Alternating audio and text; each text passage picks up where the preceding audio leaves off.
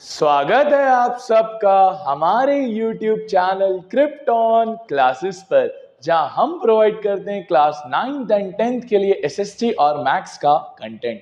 यार अभी हमने मैथ्स में काफी कुछ कर लिया है। अगर आपने ना देखा हो तो हमने शुरू के 7th चैप्टर कोऑर्डिनेट ज्योमेट्री आप तक टोटल 6 चैप्टर्स मैंने मैथ्स के पहुंचा दिए हैं। सोशल के भी कुल टोटल मैंने आपके सामने 4 चैप्टर्स पहुंचा दिए हैं, एक सबके। आज हम थोड़ा सोशल को आगे बढ़ाने वाले हैं ताकि जो लेंथ है और कोर्स का जो स्ट्रक्चर है वो इक्वल हो जाए। और इसी को देखते हुए मैंने ज्योग्राफी का 2nd चैप्टर उठाने की सोचा है, जिसका नाम है फॉरेस्ट एंड वाइल्ड लाइफ। तो चलिए शुरू करते हैं। सभी को गणेश चतुर्थी की हार्दिक शुभकामनाएं। 2 नंबर का ये छोटू सा चैप्टर, काफी इजी चैप्टर, बहुत ही इजी है, बहुत ही इजी है। फॉरेस्ट आपको पता है, जंगल। वाइल्ड लाइफ आपको पता है भैया कि ये पूरे शेर, चीता, टाइगर, ये। अब सही है सर, इनको हमें कंजर्व क्यों करना है, बचाना क्यों है? उससे पहले हमको पता होना चाहिए इंडिया में 2 तरह की स्पीशीज होती है, 9th में पढ़ी थी। प्लांट स्पीशीज को फ्लोरा कहते हैं, एनिमल स्पीशीज को फौना कहते हैं। देखो, India is one of the world's richest country. भाई बहुत महंगी कंट्री है हमारी वाइल्ड लाइफ के रेफरेंस में। Vast area of biological diversity, काफी डाइवर्सिटी है सर हमारे यहाँ पे, काफी डाइवर्सिटी है चीजों की, फ्लोरा एंड फौना।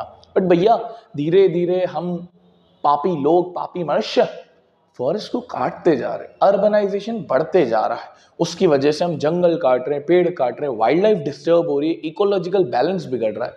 तो कहीं ना कहीं है ना, हमें इनको कंजर्व करना पड़ेगा। क्यों करना पड़ेगा सर? एक तो टूरिज्म इंडस्ट्री की वजह से, इकोलॉजिकल बैलेंस की वजह से। फॉरेस्ट हमें ऑक्सीजन देते हैं, हमको तमाम रिसोर्सेस मिलते हैं, उन सब के लिए हमें इनको रिसोर्स को कंजर्व करना पड़ेगा, बचाना पड़ेगा, वरना गए हो भाई। देखो, rapid declining wild life population हुआ है भाई, फॉरेस्ट्री में डिक्लाइन हुआ है। इससे इकोलॉजिकल डाइवर्सिटी बनी रहती है, वाटर, एयर, सॉइल, ये सारी चीजें रहती हैं। जेनेटिक डाइवर्सिटी प्लांट्स और इनकी सब बनी रहती है। गवर्नमेंट जब ये रियलाइज किया कि यार हमारे इंडिया में वाइल्ड लाइफ की दिक्कतें होते जा रही है, तो ये लोग एक एक्ट लॉन्च करते हैं, जिस एक्ट को बोलते हैं wild life protection act, Indian wild life protection act. पहले क्या, राजा महाराजा टाइगर वगैरह को ऐसे ही शौक के लिए मारते थे, हाँ, कोई रिसोर्सेज के लिए, शौक के लिए मारते थे। और भाई मैंने 50 टाइगर मारे, मैंने 100 टाइगर मारे, वो होता था। बट गवर्नमेंट ने रियलाइज किया भाई ये जो इलीगल हंटिंग हो रही है, इलीगल पोचिंग हो रही है, इन सबको रोकना पड़ेगा, वरना एक समय आएगा भैया जहां पर हमारे जो टाइगर पॉपुलेशन वो एक्सटिंक्ट हो जाएगी, लुप्त हो जाएगी।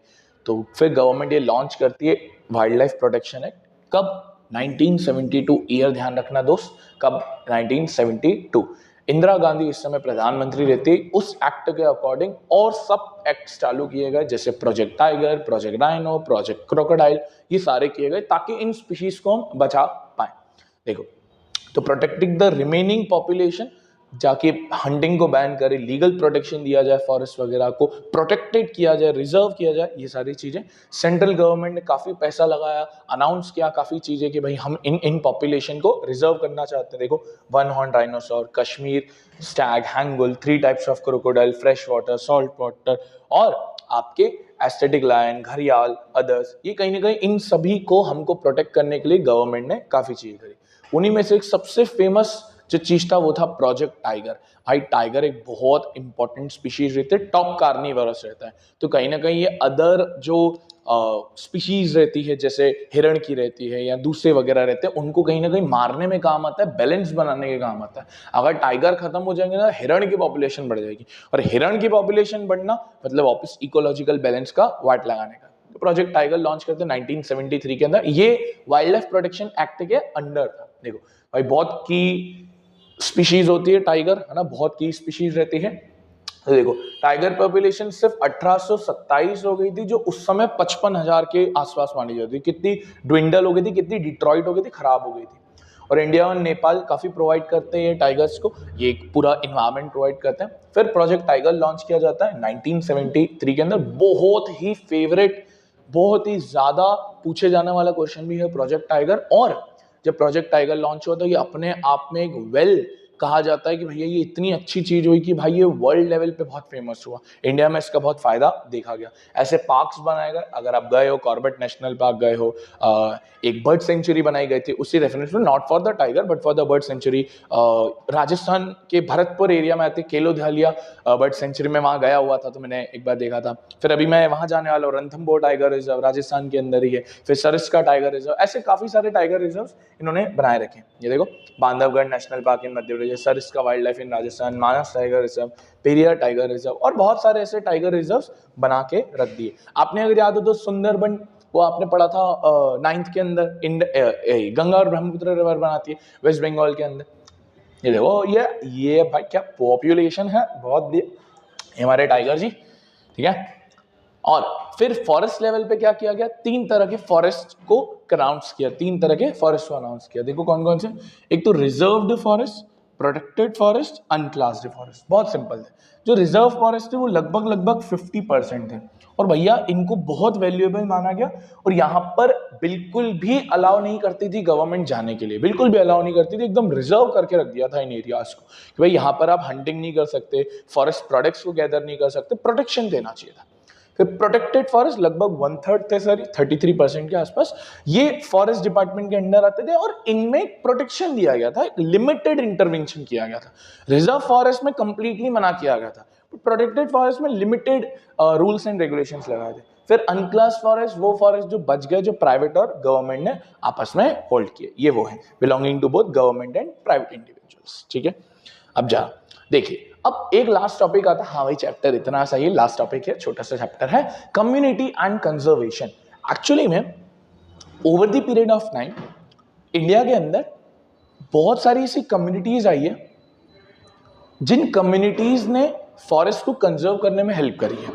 उन्हीं में से बहुत सारे ऐसे प्रोजेक्ट लॉन्च हुए, आपने अभी शायद सुना हो, चिपको मूवमेंट, बीच बचाओ आंदोलन, Ganga action plan, Narmada action plan, Tehri dam आंदोलन, ऐसे काफी सारे हुए तमाम लेवल पे फॉरेस्ट और एनवायरनमेंट को प्रोटेक्शन करने के लिए। वैसे ही उस समय के बहुत सारे, एक तो सरिस्का टाइगर रिजर्व जो राजस्थान के अंदर है, यहाँ पर एक्चुअली विलेजर्स ने काफी फॉट किया माइनिंग वगैरह के लिए। अरावली हिल्स के यहाँ पर बहुत माइनिंग हुई है भाई, बहुत माइनिंग हुई है, जो अरावली हिल्स बहुत अच्छी होती थी, माइनिंग की वजह से सब गिर चुकी है भाई।